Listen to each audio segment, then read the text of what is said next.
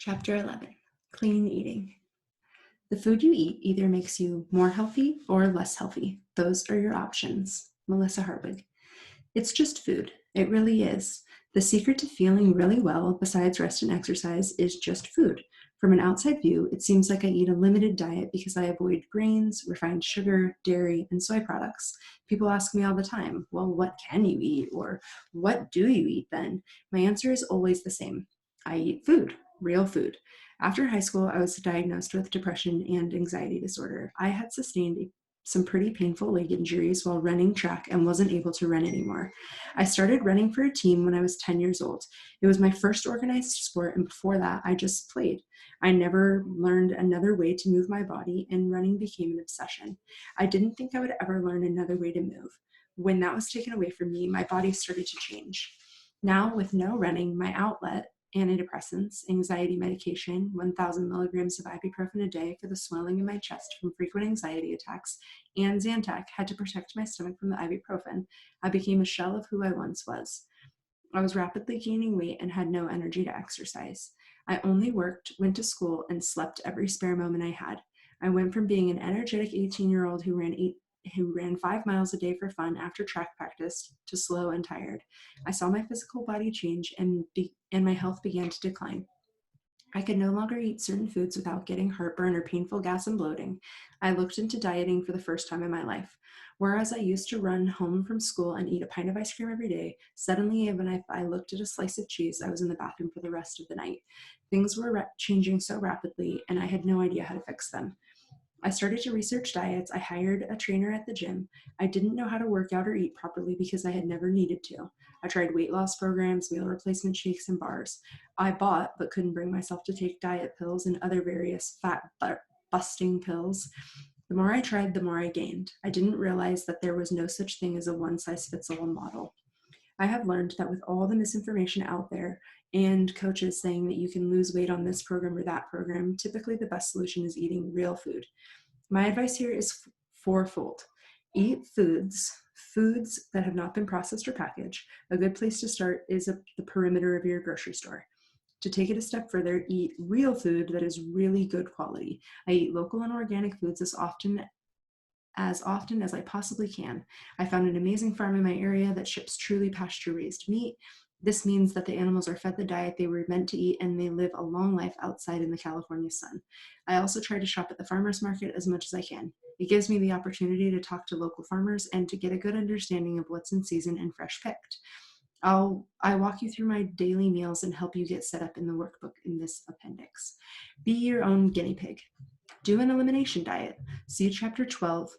For 4 to 6 weeks, find out if there are any foods that are bothering you specifically. Just because your neighbor found out she was gluten intolerant and lost 40 pounds just by switching to gluten-free products, more on how crappy these are later, doesn't mean that it's going to work for you. Start by eliminating some foods for a few weeks and notice how you feel. If you feel better when certain foods are completely out of your diet, then that may be an indicator that you're better off without them. Learn by trial and error and give yourself the time to do it. Eat based on your culture.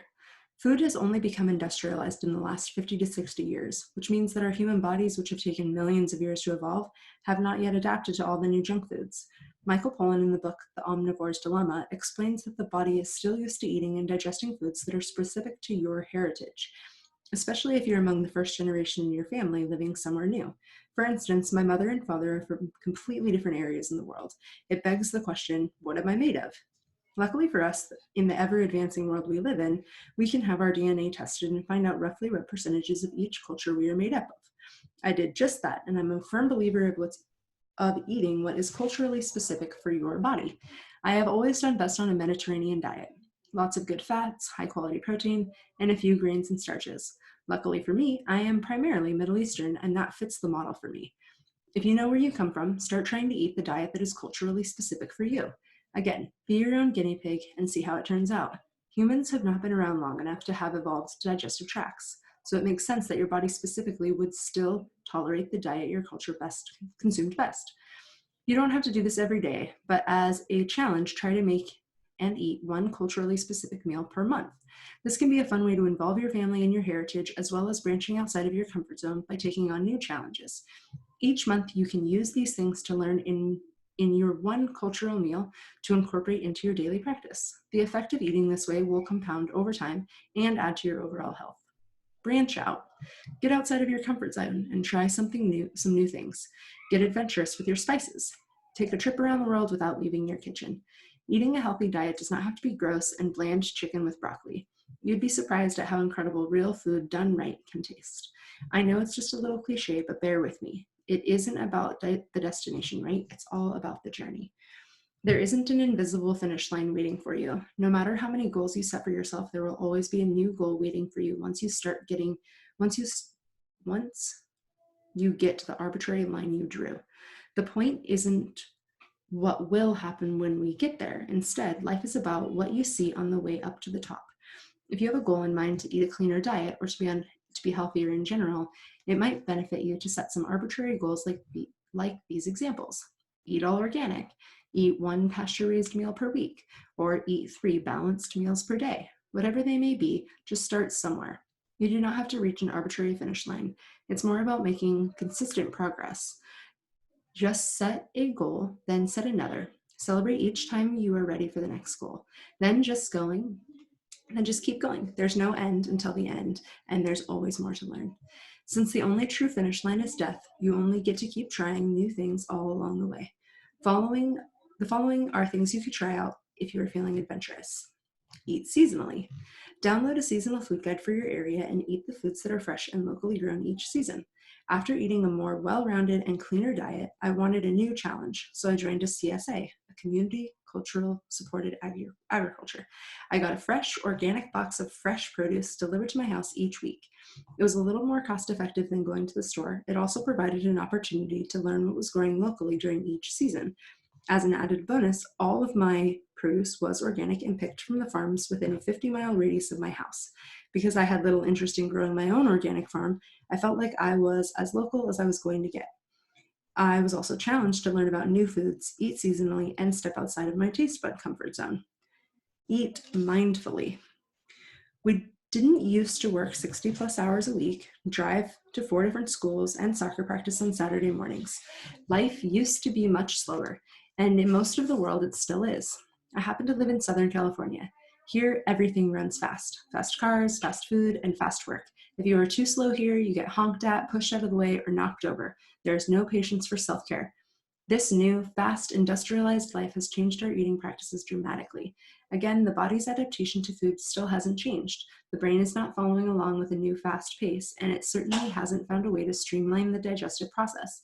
In other words, it can't quickly digest and absorb nutrients that meal replacement protein shake you slammed in the back of your car on your way to carpool. Mindful eating is the practice. I know this seems crazy, of eating and only eating. Imagine sitting at a table to eat your meal and nothing else. No TV, no phone, no magazine, no computer, just you, the food, and maybe some company. I know this is a crazy concept because I can almost never get my husband to sit and eat his lunch. He stands and eats at the kitchen counter while he checks his emails on his phone. As frustrated as I get, this is much more common practice now than sitting at the table with a meal as the main event. The problem with eating so mindlessly is that your brain doesn't know what to focus on. The brain is already handling so many tasks, but if you're reading your emails or putting out fires at work, you're telling your brain that that is the priority task. Guess what's going to happen with the food while your brain is hard at work solving puzzles or taking in new information, even if it's learning about Megan's engagement or Teresa's new baby? Not much. You didn't tell your brain it was time to eat that food, and that food was the focus. Therefore, the brain didn't take any cues to turn on the digestive process. When you smell or think about food, it is probably happening right now, you start to salivate. Even noticing the time and realizing it's near lunch can switch on the process. This is a biological process that automatically turns on your body when it's time to digest nutrients. The enzymes in your saliva start to break down the food before it gets to your stomach. Our incredible brain takes cues from the environment and starts planning for things before we even realize that it's happening. This is all part of these streamlined processes we talked about in chapter 4. For instance, if you tell your brain to focus on driving or on your Instagram feed, those digestive cues turn on. This starts a long series of unfortunate events. The missing enzymes from your saliva will put more pressure on your stomach to produce acid to break down the food. This not only taxes your stomach and may create symptoms of acid reflux, it also taxes the gallbladder, liver, and pancreas. The food still has to vacate the stomach and start its descent through the body. Unfortunately, now the particles of food are too big, and that wreaks havoc on the small and large intestine. It also makes it more difficult for the bacteria in your gut to pull out the necessary nutrients. This is an oversimplified example, but the point is that when we are not making food the mental focus, the body doesn't make it the focus either. It will get pushed through your body, and even if you are taking all the supplements and great care of yourself, the nutrients will still be missing. Try to make it a point to at least eat one meal a day that is an event, where you only pay attention to the meal. Practice enjoying the taste of your food. This is what I strive for. Each day, I promise myself and my body one fully focused meal. It doesn't happen every day, and I certainly eat breakfast and lunch in front of my computer way more than I'd like to admit. But hey, this is my journey too. Cultural eating. You certainly do not have to pay for your DNA test to find out where your heritage comes from. All you have to do is ask your relatives. What did your grandmother eat growing up? What traditional meals do you have recipes for? Try eating one meal a month that fits with what your family would have eaten 50 or more years ago. My family is from the Middle East, and I try to eat at least one traditional Middle Eastern meal per month, if not more. Sometimes I cheat on this one and let my relatives cook for me, and I just get to eat it. Other than that special meal, I follow these basic guidelines for preparing my meals. I eat primarily high-quality animal protein, a wide range of vegetables, fruit, and high-quality fats. I avoid most dairy and grains. This diet gives me the most energy. However, my sister, who is somewhat different heritage than me, primarily eats vegetables and fruit with high-quality fats and superfoods. She eats very little animal protein. Each person is different with regard to the food that fuels them. The cool part of this journey is that you get to find the foods that work best for your body. If you want to see exactly what I eat, including a weekly routine with an area for you to start creating your own personal plan too, see the workbook in the appendix to help you get started. Action steps. Reach out to your oldest living relative and find out where your family came from. Research a typical meal your family would have eaten 50 years ago. Find a recipe that you can recreate this month. Chapter 12, Elimination Diets.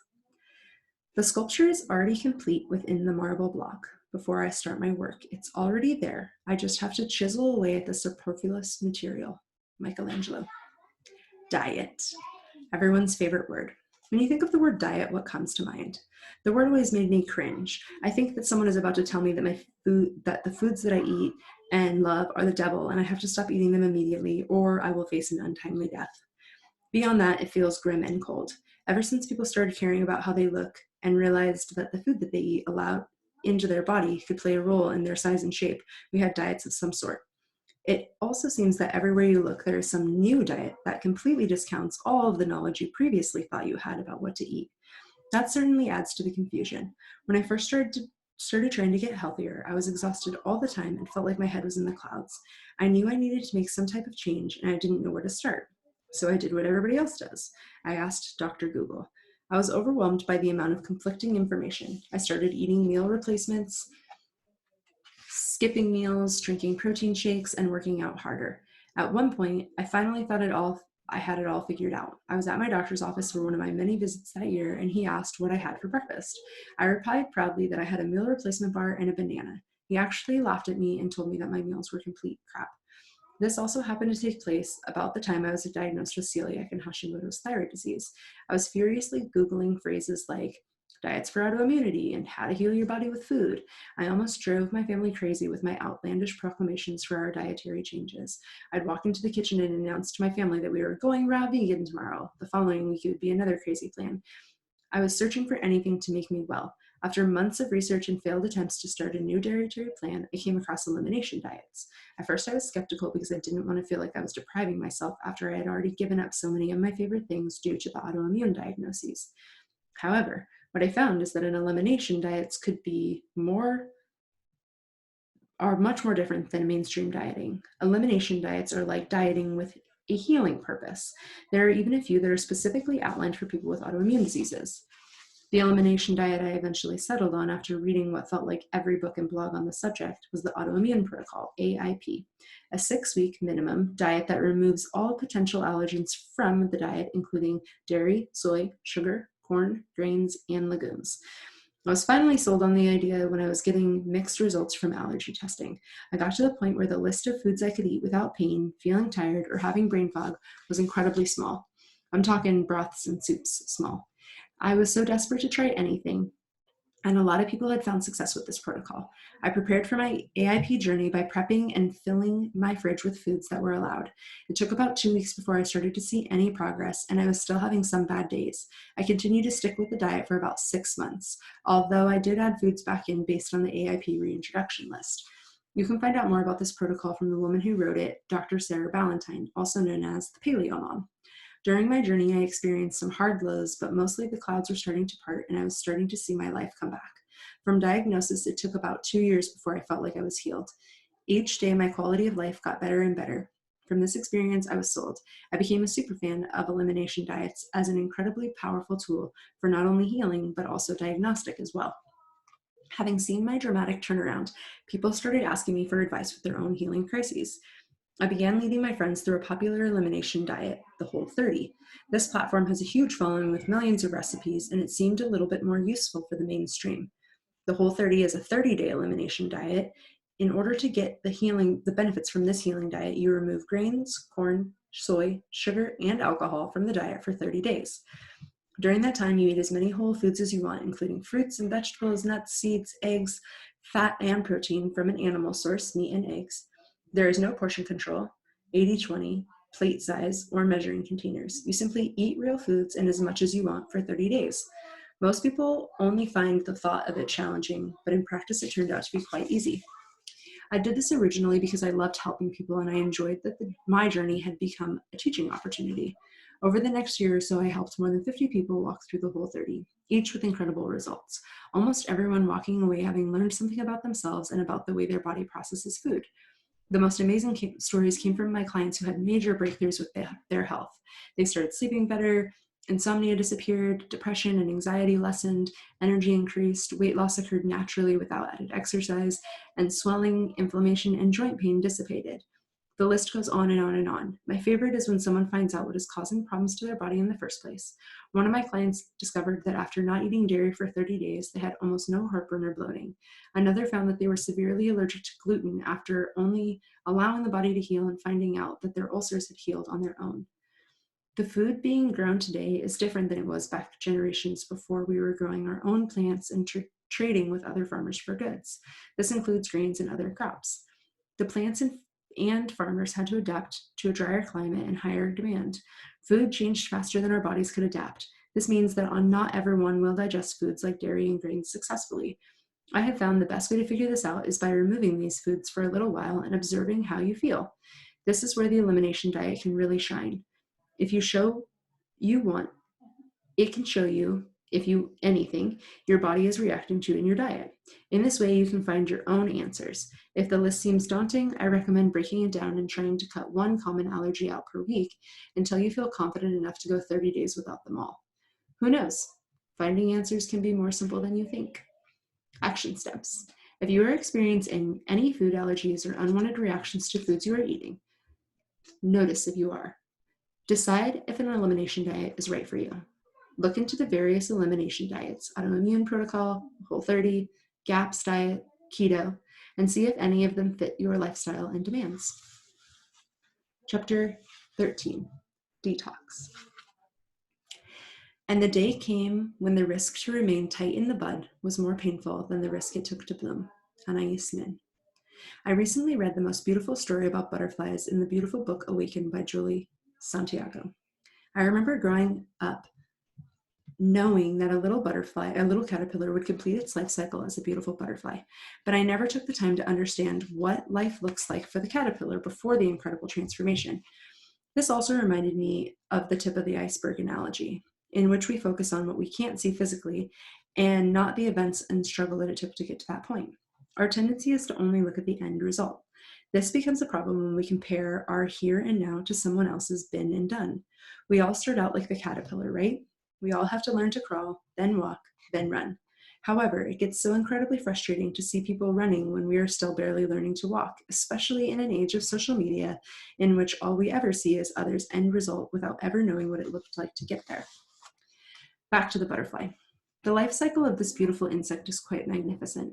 It starts out as an egg that hatches on a leaf, which is conveniently their favorite type of leaf. As a caterpillar, its only job is to continue to eat and grow. Next comes the truly incredible part. Once that caterpillar is all tightly tucked into a cocoon, it turns completely into mush before it reforms itself into a butterfly. I don't know why this shocked me so much. I guess I always imagined that the butterfly and the caterpillar sort of existed simultaneously, and they just took turns showing their skin. After reading and awakening this stunning example of incredible power of a group of cells that can have, it hit me. This is exactly how this is exactly like our body's progression. We have a starting place. As humans, we have such varied beginnings, but we all must learn to walk before we can run. Our body either gets built up over time by being supported and fed proper nutrients, or it gets torn down. When we decide to take the next step and make healthier life choices, there will be a time of rebuilding. Just like the caterpillar, everything has to break down before it comes back together. The caterpillar turns into complete mush. If you were to crack it open halfway through, the cells would just ooze out. This is a great analogy of the natural healing process of the body. It first must break down in order to be built stronger. The body first goes into a little shock. In fact, while detoxing, you may feel really good and lose a little weight right away as things start to adjust. Then when the body starts to trust that you're going to continue to feed it properly, it starts to dismantle all of the survival systems that were there in place before. To say it another way, you are going to feel worse before you feel better, and that's actually a good sign. What detox looks like. My earliest memory of getting sick was in 6th grade, going to the nurse's office every day because I was dizzy and nauseous and couldn't focus in class. She would give me some orange juice or candy, and after letting me rest for a few minutes, send me back to class. I didn't know what was wrong, but later in life I was diagnosed with hypoglycemia, low blood sugar. It turns out that I was just sugar crashing every day after PE because of a lack of calories. I found myself in doctor's offices all throughout my early adolescence being given various diagnoses that were never actually explained to me. Without the use of the internet like we have now, I was unable to get any further information about why I felt like I was going to faint every day at 11 a.m. or why I could never sleep more than a few hours in a row. I learned to name these things, but never after a description. When I had a final autoimmune diagnosis at 27 years old, I finally had the opportunity to seek answers outside of the 15 minutes I was provided with my doctors. After finding an elimination diet that resonated with me, I started on my own healing journey. I expected upon my radical diet change that I would start to feel better, be more alert, have more energy, less brain fog. I figured I'd know right away that it was working because I would start to feel better again. Again, I was jumping to the conclusion that the caterpillar and the butterfly exist simultaneously and not knowing about the stage where everything turns into mush first. I felt like I had been hit by a freight train. I went from having no energy at all to not being able to move my limbs. I was inflamed and confused. I couldn't remember my kids' names when I was looking right at them. I suffered with anxiety and depression but nothing like the feelings that came with detox. I wanted to skip right to the tip of the iceberg without building the foundation. I fought through and worked diligently to stay on the path of healing. As each of my organ systems detoxed, I felt different symptoms. When my kidneys were healing, I had lower back pain. When my stomach was healing, I had heartburn. When my liver was healing, I went back through an episode of hypoglycemia. I had been dealing with more than 20 years of illness and poisonings from medications and stress. I still feel like there are days when I fully haven't emerged yet. Detox can look different for every person. Detox may look like headaches, increased thirst, or increased exhaustion. It could be pain or brain fog. It could be a return of old symptoms long gone. The point is that anytime you start a new program or detox, you are most likely going to feel a little worse before you feel better. This is the process of rebuilding a stronger foundation. Your body is incredibly intelligent, and when it is left to its own devices without any toxic intervention from us, it knows exactly how to heal. During my last few years of research, I stumbled upon Hering's Law of the Cure, which discusses the process of the body takes to heal. Hering's Law states that the body takes approximately 1 month to heal for every year of illness. It also states that the body heals in reverse order, meaning that the newest ailments heal first. This highly resonated with me, and I seemed to be following this pattern. I had been dealing with health issues for 26 years, so I gave myself the goal of 26 months to reset my body. I liked this goal because it felt realistic and it would take some time to reverse a lifetime of health challenges. If you know you're about to start down this path, maybe you've only been dealing with symptoms or illnesses for a short time. Plan to give yourself a little time to feel crummy. Celebrate your body changing and give yourself a little grace during this time. I was able to get through detox because I had an amazing tribe of friends and family by my side. I also did a few things to prepare before I got really started. I prepared freezer meals. I asked a few friends if they'd be willing to help me with my children if I wasn't feeling well, and I reached out when I needed help or support. The hardest thing about dealing with detoxing is the fear. When we are feeling worse than we were before, it's easy to start spinning into a negative dialogue out of control. When the flu or other pathogen crosses into our cells, we feel symptoms, sick. But when those same feelings and symptoms occur, when those things are crossing the cells to leave the wall, it's like hiking up a mountain. You will see all the same things whether you are going up the mountain, illness, or coming down, healing. Please do your best here to focus on your why, your end goal. Imagine yourself healthy and full of energy. Write a list of things that you would like to do or accomplish when you are feeling better. Keep that list near you so you know the next goal. After being so sick so long myself, I lost a lot of muscle tone and energy.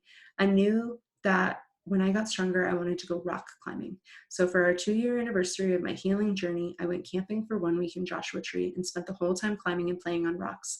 This was such a rewarding experience for me, as I had planned and imagined the moment in my head on hard days, and then I followed through and rewarded my accomplishments. Our body is not out to hurt us. It is not the demon we have to fight off. Even if the body is struggling or feeling pain or discomfort, it is all for the benefit of keeping you alive and strong. Every little pain and gas bubble are messages from inside telling you how things are going. Think of these symptoms as a progress meeting with your body. When you start a new program, you will get a lot of messages. Some of them are going to be bad, some of them are going to be incredible. The incredible ones will keep you going, especially if you have a goal in mind. Gather your tribe because it's time to heal. Taking this time for yourself is the most important thing you can do now, and sometimes we have to walk through the fire just to show ourselves that we are worth it. Action steps. Write a list of reasons why you want to be healthy. Write a list of people who would benefit from your being healthy. Write a list of people who would have take time out of their lives to care for you if your health did not improve. Chapter 14, stress.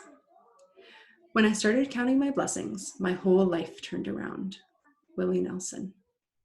The body doesn't have a conscious mind of its own. It has a subconscious processing, but it cannot think for itself or have an opinion. Your body cannot be mad at you. The body has zero malice, meaning that there's no way for the body to work against you. The only thing that the body is designed to do is create life. If it doesn't have all the pieces to make strong cells, then it does the best with what it can, with what it has. It is like building furniture. You either have way too many screws and bolts or not nearly enough.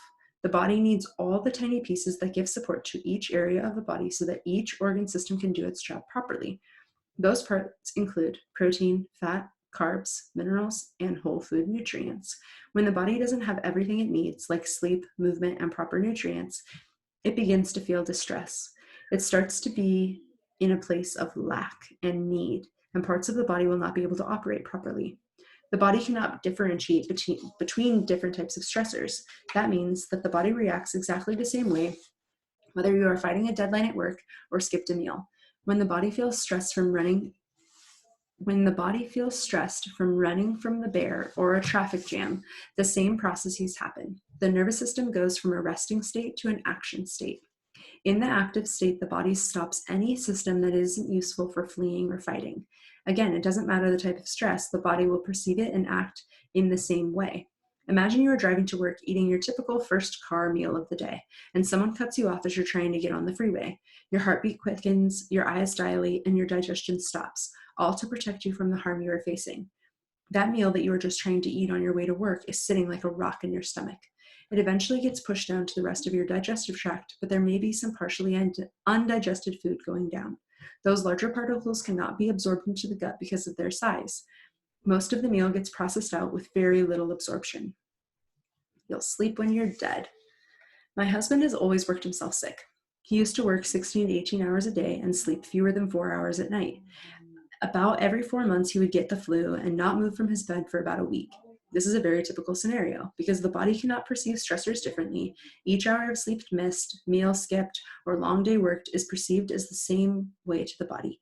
Every ache and every pain in your body is a whisper, a tiny cry for help, warnings that things are getting bigger and louder until you listen.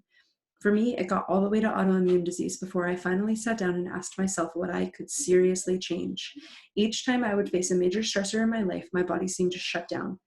I could get through the crisis, but at the end of it, I would spend a few days at least in bed. The journey I took started at a very young age, and I believe those little whispers of pain and illness were curable by taking one or another drug. It wasn't until I started listening to my body that I was able to recognize the various stressors in my life and learn how to better prepare for them so I could avoid any damage. It seems as life gets more stressful, and the more we pack on our plates, the less likely we are to take care of our personal needs. I have been known to go a few extra days without a shower because my kids needed extra attention or events. Think back to an event you planned that maybe took a few weeks and had a lot of extra effort to plan meals, drinks, and decorations. This happens to me every Thanksgiving, no matter how hard I try. I wake up at 6 a.m. and put the turkey in the oven, and then I start right away cooking all the side dishes to accompany my meal. By the time the meal is ready, I realize I didn't eat any other meals that day. My own needs and care for my body while working like crazy on this holiday often go right out the window. When I am narrowly focused on an event, putting this kind of stress on my body has negative results in one way or another. I often have to rest and recover the whole day after Thanksgiving. Chronic stress for periods of time can take a large toll on the body, which has been linked to inflammation and heart disease, autoimmunity, and several other diseases. Even though we cannot control many of the circumstances in our life or the stressors that come in, there are a lot of ways that we can help control the response that the body has to stress. Stress is a physiological response inside the body to external stimuli, stressor. We may not have any control over the external stressors, but we absolutely can control or help prepare the body for the physiological response. For instance, if you know you are going to have to make changes in your life or face stressful situation like moving, changing jobs, getting married, having a family, or getting a puppy, you can prepare your body to deal with the stress. When we throw self-care out the window to accomplish our goals, we pay for it in some way in the end. Like my husband, who would work crazy hours and only sleep a few hours a night and then get sick at the end of each of his projects. The body will take time to rest when there is no longer energy for it to use. Unfortunately, the body typically doesn't think about your schedule when it decides it can't take any more stress. This is a lesson I have learned many times the hard way, but the worst was right before I was diagnosed with autoimmune disease and adrenal fatigue. I did most of my life at full throttle. I always put in 50 to 60 hours per week, working and in school, all while never taking proper care of myself and sleeping very little. After I had my children, my body had been fully drained and I was forced to stop completely in my tracks. I was working and sleeping, and some days just sleeping. I didn't have a say in when my energy would run out. It just did, and I was forced to stop. I still sometimes push the envelope when I'm feeling energized or get too excited and work through a meal. I am still learning what balance of stress looks like in my life, but I have developed a few tools that help me prepare my body when I know something is coming up. First, I look for other areas in my life of which I can cut back and delegate some responsibilities to other family members. My kids are not quite old enough to unload the dishwasher, for example. This may not seem like much, but it's provided me the spare time to make myself lunch on several occasions. It doesn't have to be big things. Even taking one small item off of your to-do list can feel like a huge accomplishment. Next, I try to get a little extra sleep by going to bed a little earlier or sleeping in a little later. I also add a little extra support for my organs. Each time my body experiences a stressor, the endocrine system, especially the adrenal glands, takes a little hit. Adding support for those areas in your body, like ashwagandha, a powerful herb used to repair adrenals, and magnesium to regulate hormones, will further protect those areas so that they are less at risk. It is challenging to take time for self-care, but the truth is your body will take the time it needs to heal. Providing yourself a little bit of time each week to take care of your needs, prepare good meals, rest, and reset allows you to be in control of when your body rests, rather than waiting until there is no energy left to support your body. Stress plays a large role in our immune system, and chronic stress can weaken the body's ability to fight off infection, thus making us more susceptible to illness during more stressful times. Taking proper care of yourself during those stressful times can determine how often you get sick. Additional support. There will always be time when we need a little additional support. Maybe it was because of a stressful life event, or maybe your life is just one big stressful event. Sometimes the diet is on point, exercise is optimal, sleep is perfect, and there are still problems, aches, and pains. And in these cases, the body is looking for a little extra support. It would be challenging, though not impossible, to get all of the nutrients necessary to support your body from food alone. Most of us could use a little extra support in the form of superfoods or whole food supplements. For instance, if you choose to eat primarily vegetarian or vegan diet, it may be necessary to supplement B vitamins, as red meat is their primary source. Similarly, if you do not eat a primarily vegetarian diet, you may need to supplement with some whole food fiber to ensure that your body is properly detoxing. With supplements being all the rage right now, healthcare providers are loading people up with hundreds of dollars in supplements meant to help us in some way without any real understanding of what they do for us. Often, if there are several deficiencies in the body, then it is not processing nutrients properly. There may be a larger problem worth looking at rather than throwing back a fistful of vitamins every day. I take a few supplements regularly for my health. Having celiac disease made it very difficult for me to process vitamin D. So I take a liquid vitamin D on a regular basis to keep up my energy. I also take liquid minerals. I drink water that has been filtered, meaning that all the minerals have been removed. However, the body still needs those essential minerals to survive, so I add them to my water. Magnesium spray is a must in my bathroom cabinet to help with hormone regulation and for any time I even get the slightest headache. I also take other various herbs and superfoods depending on what's going on in my life at the time. If I'm facing stress or trauma, I drink golden milk teas, a mixture of milk, full fat coconut milk, turmeric for inflammation, and honey. Increase my mineral and vitamin D intakes, and add a B complex vitamin. Each person's need for supplementation is different and largely depends on the diet and if there are any areas in the body that are particularly struggling. Life is full of stressors, but if we can learn to control or support even one more area in the body, each of those stressors will be easier to deal with. Action steps. Notice where your diet may be lacking nutrients. For example, are you getting enough vitamins and minerals from fruits and vegetables? If there are areas missing in your diet, how can you add these things back in? Are there activities in your daily routine that you can eliminate or say no to? If there are activities you can drop completely or delegate to somebody else, you will eliminate some of that stress in your body.